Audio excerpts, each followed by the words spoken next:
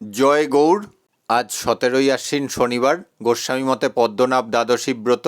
নবদ্বীপ নিবাসী পণ্ডিত প্রবর স্বর্গীয় হেমচন্দ্র শাস্ত্রী ভাগবতাচার্যের আবির্ভাব তিথি।